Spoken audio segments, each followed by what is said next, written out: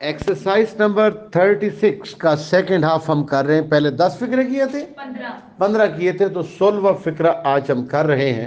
अगर आप मेरे लगातार 10 लेक्चर सुन लें 10-10 दफ़ा, तो आपके ये 10 नंबर पक्के हो जाएंगे हर पेपर में। क्योंकि ये जनरल मैं कराता हूँ, ये कोई पर्टिकुलर नहीं है, यानी ये फुल पेपर्स ही हैं जो मैं आपको करा रहा हूँ, क्योंकि ये पिछले पेपर्स हैं और बार बार यही आते हैं। ठीक है, पेपर से मुराद ये ना समझ लें आने वाला पेपर, पिछले पेपर, लेकिन आने वाला पेपर पिछलों से ही बनता है। हाँ हाँ जी, बोले जरा। Young boys should be given little money. Students जरा गौर से मेरी बात सुनना। मेरे चंद दोस्त हैं, यानी जो गिने जा सकते हैं, तो आई हैव सम फ्रेंड्स या I have a few friends. ठीक है, जिनको तोला ना जाए, जिनके लीटर मिली लीटर ना बनाए जाए, बल्कि उनको गिना जाए, तो उनके साथ ये आता है। ठीक है, हम कहते हैं यानी जिनके ऊपर उंगली रख के 1 2 3 यूं। पैसे भी वैसे तो गिने जाते हैं, मगर पैसों की भी मिकदार होती है। ठीक है, पैसे यूं तो नहीं कर, यूं नहीं, उन पर भी उंगली रख के यूं नहीं कि 1 2, तो यूं नहीं, ये भी यूं यूं करके गिनते हैं। इसको भी मिकदार कहते हैं। मिकदार के साथ हम कहते हैं थोड़ा सा, तो आ लिटल। और अगर आ हटा हटा दें तो इसका मतलब है कुछ भी नहीं।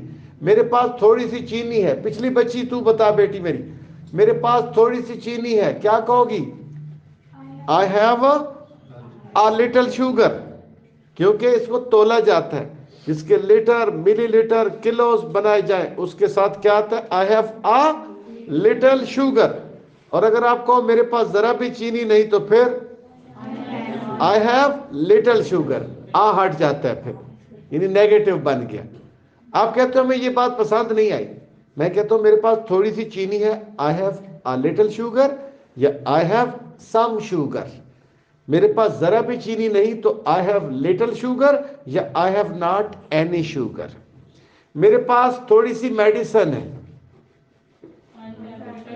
आई हैव अ लिटिल मेडिसिन, या आई हैव सम मेडिसिन। मेरे पास जरा भी मेडिसिन नहीं, आई हैव लिटिल मेडिसिन, या I have not any medicine. यानी नेगेटिव में एनी आ जाते हैं ना, पॉजिटिव में सम आता है।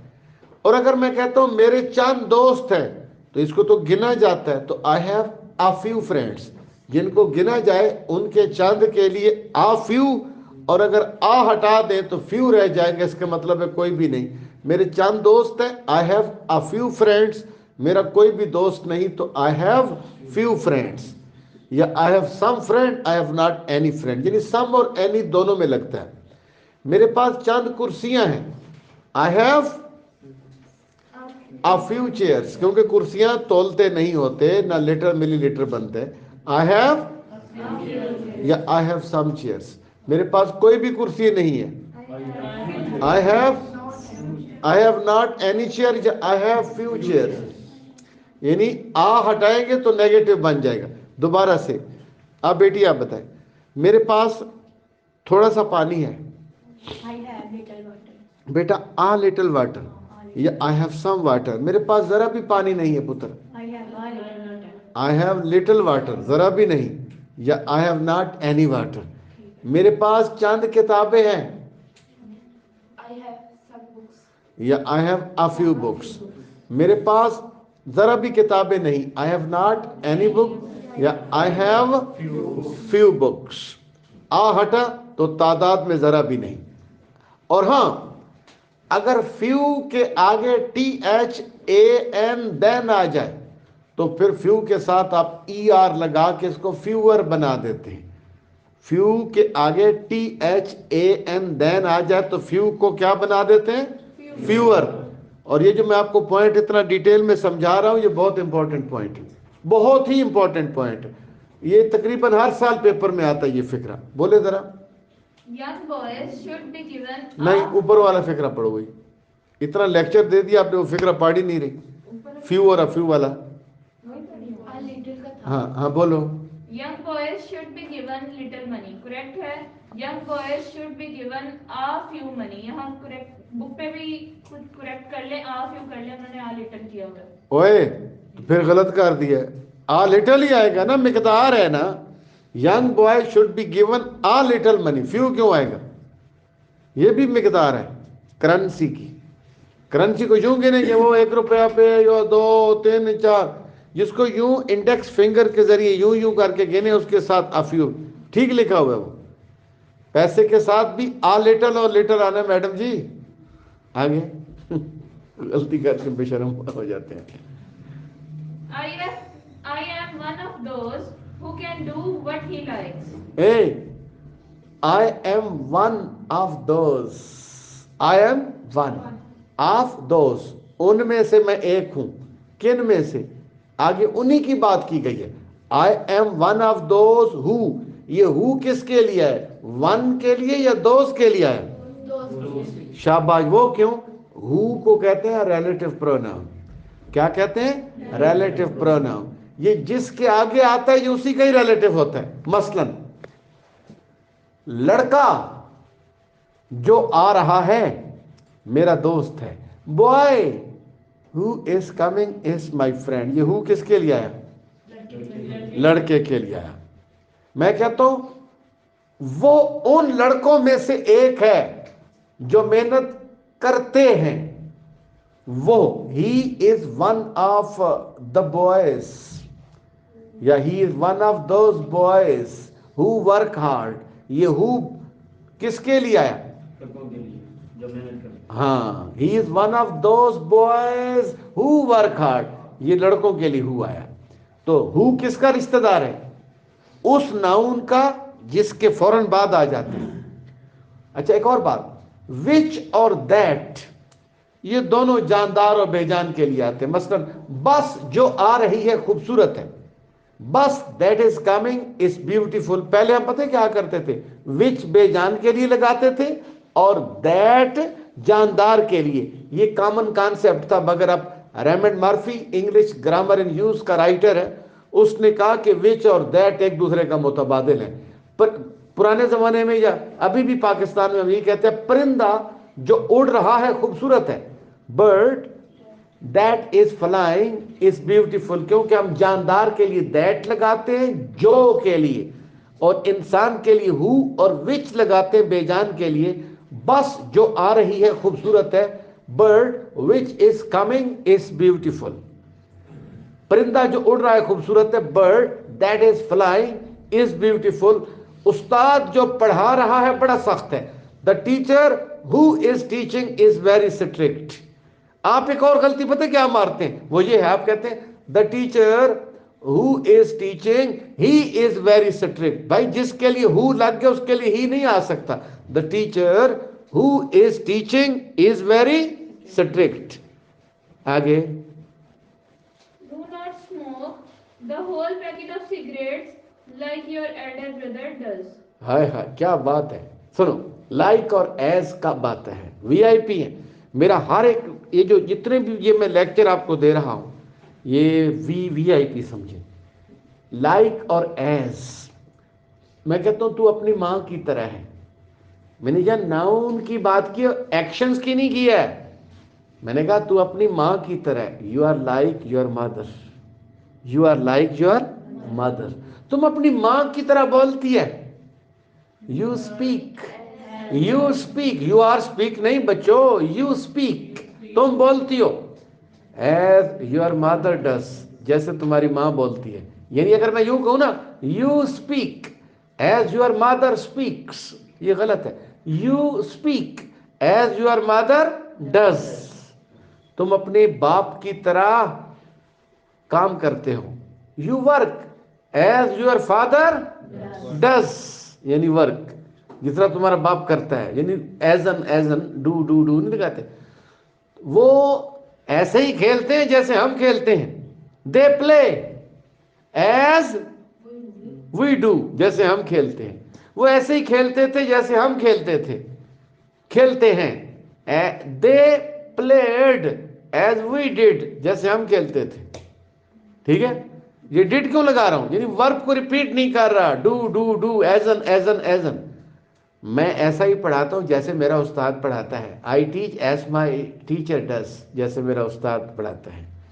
वो ऐसे ही गाड़ी चलाता है जैसे मैं चलाता हूं। He drives the car as I do, जैसे मैं चलाता हूं। वो मेरी तरह है, तो क्या कहोगे? ही इज लाइक मी, क्योंकि अब वर्ब नहीं, एक्शन का मुकाबला नहीं है, एक्शन की सिमिलैरिटी नहीं है, वर्ब की, ये सॉरी नाउन की सिमिलैरिटी के लिए लाइक और वर्ब की सिमिलैरिटी के लिए क्या आता है?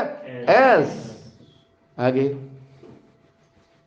Shall you give me your address? Will you, I और वी के साथ हम लगाते हैं शेल, बाकी तमाम के साथ लगाते हैं will. There is enough milk in this jug for you and I. There is Enough milk in this jug for you and I.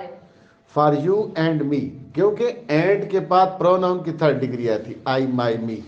आगे I am yours obediently.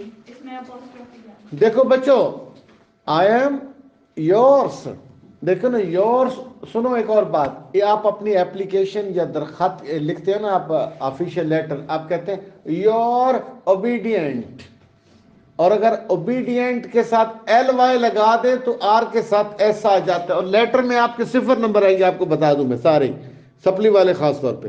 क्यों बोला? क्योंकि जब मेरा ही स्टाइल है, मैं ही पढ़ाऊं, और आप मेरे ही स्टाइल में मेरे से ही जीरो लें, तो बाहर से क्या उम्मीद करेंगे, क्योंकि आप फॉलो तो कर नहीं पाते।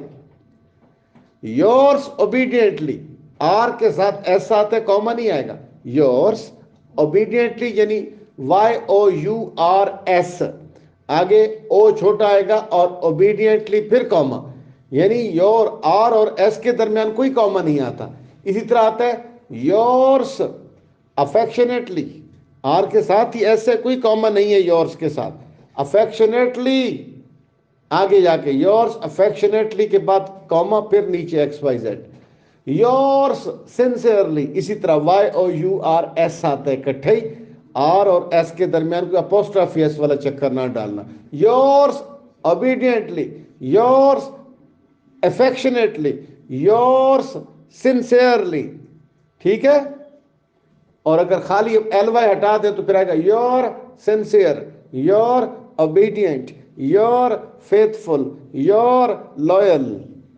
एल वाई लगेगा तो क्या हो जाएगा? योर्स। आगे चलो। Do you know writing an essay? अच्छा, मैंने पहले भी आपको एक चीज समझाई थी, कोई फन जानने के लिए क्या आता है? How to. मुझे गाना गाना आता है, I know how to sing a song. मुझे गाड़ी चलाना आती है, I know how to drive the car. मुझे बच्चों को सजा देना आती है, I know how to punish the children. मुझे तैरना आता है पुत्र, I know how to swim. मुझे जूते पॉलिश करना आते हैं, ती I मेरी, know how to polish the shoes. ओ मेरा बेटा शाबाश। मैं कहता भाईजान क्या तुहानू गड्डी चलाना आउंदी आ? Do you know how to drive the car please? Yes I know, please park my car over there. Can't you drive? I know how to drive but I don't want. अच्छा, मैं इस वक्त चाहता ही नहीं है कि गड्डी तुसी पैने चला के ते अगे खड़ी कर दो। आगे चलो। Open your book at 9 page. At page 9, हम कहते हैं 496 सफ़ा, एट पेज 496। आगे The ship drowned into the sea. पुत्रो, मैंने आपको पहले भी समझाया था, जानवर का तैरना। पुत्रो आपसे मैंने एक बात पूछनी, मुझे याद दिलाना आपने। हाँ पुत्र, जानवर का तैरना क्या होता है? स्विम, ठीक है। और डूबना ड्राउन। जानदार और बेजान का तैरना Float. Float, FLOAT। और डूबना Sink. सिंक। यहां पे क्या है? यहाँ पे है the ship sank into the sea. आगे